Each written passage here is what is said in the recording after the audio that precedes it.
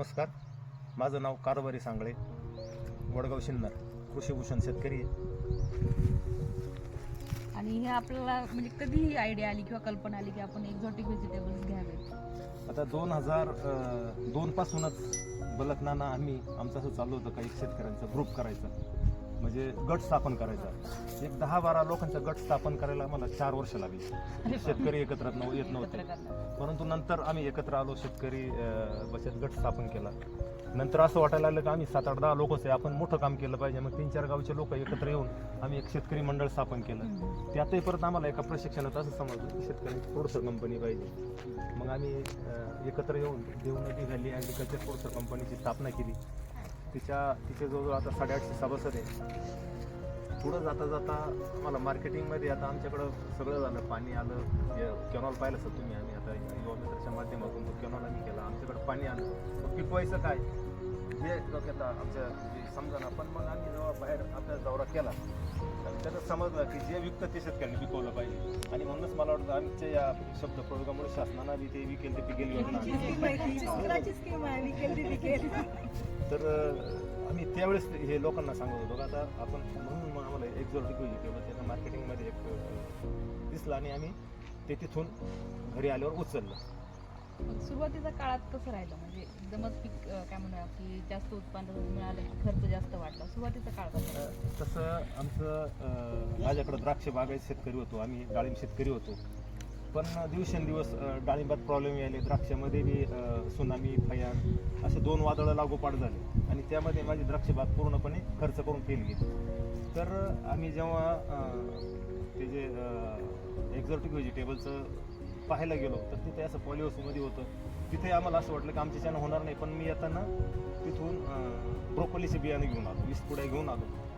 आता द्राक्ष बाग फेल झाले तर करायचं काय, तर मी ते बियाणं टाकून दिलं होतं. आम्ही मार्च-एप्रिलमध्ये त्या झाडाखाली आंतरपीक म्हणून ब्रोकोलीचे 4-4 झाडं एका ड्रीप खाली लावले. आणि त्यातून मग तिथून आमची सुरुवात झाली. ज्यावेळेस तो माल सावली असल्यामुळं आमचा माल मार्केटला गेला, त्याच्यावर नाव होतं माझं. आणि तिथं तो ओपन केल्यावर तो 70 रुपयाचा फोन आला मला तिथून की तुमचा माल 70 रुपये विकू काय. म्हटलं अरे वा, खूप छान आहे. मला खूप आनंद झाला, कारण माझे द्राक्ष विकेले नव्हते 70 रुपये आणि आंतरपिकाचे 70 रुपये किलो. तर त्याच्यानंतर जे फोन यायला लागले क्वालिटी चांगली, 150 रुपयापर्यंत त्या ब्रोकोलीचा वार गेला. पण एका व्यापाऱ्याने मला फोन करून सांगितलं की बाबा तू असं नको करू, 125 रुपयाने शेवटपर्यंत तुझा संपेपर्यंत माल मी घेऊन टाकेल म्हणून. आणि मग मी त्याला तो माल दिला. मला त्या आंतरपिकातून 6-7 लाख रुपये नीट नफा झाला. आणि जेव्हा हे असे इतके पैसे एक्झॉटिकमधून मिळतात म्हणून मी तो द्राक्ष बाग उपटून टाकला आणि हे सगळं एक्झॉटिकमध्ये आलो. मग एक्झॉटिकमध्ये आल्यानंतर एक त्यांनी प्रॉब्लेम येतो मार्केटला. मग आम्ही ग्रुप तयार केला. ग्रुपचं मग एक ग्रीनबेरी एक्झॉटिक व्हेजिटेबल कंपनी स्थापन केली. असे सगळे युवक आहेत, 20-22 वर्षाचे युवक आहे, जे की 2000, 3000, 4000 त्या टायमाला तिथं कंपनीमध्ये कामाला जात होते. का पोरी भेटत नव्हत्या त्यांना लग्न तरच नोकरी. तर आम्ही त्यांना ट्रेनिंग दिलं. मग आज ते 30-40 लाखाच्या गाडीमध्ये फिरतात. स्कॉर्पिओ आहे, कोणाकडे काय, एक्सू आहे, कोणाकडे काय आहे. अशा प्रकारचं त्यांनी शेती करून मार्केटिंग केलं आणि आज त्यांची एक चांगली पोर्स कंपनी. एक्झॉटिक व्हेजिटेबलची आता आमच्यामध्ये आपल्याकडं जवळजवळ 20-22 आयटम आपल्या सिन्नरच्या जे वडगाव असेल किंवा इतर ठिकाणी होतात. त्याच्यात सॅलरी आहे, पार्सली लिपीमध्ये पेप्सी आहे, रोमन आहे, परत आईसबर्ग आहे, ब्रोकोली आहे, लाल कोबी आहे, चायना कोबी आहे, लोलो रस आहे, परत अजून लीक म्हणतात त्याला, लीक आहे. आणि आता टीमच्या समोर तुम्हाला एक्झॅक्ट आता येणाऱ्या अडचणी आणि काय अपेक्षित? आता ही पोखराची टीम आहे ना. आता खूप आनंद झाला. आमचे गाववाले, आमचे शेतकरी इतके आनंदित आहे का पोखरा सारखं डोक्यात पोखरा आहे नाही.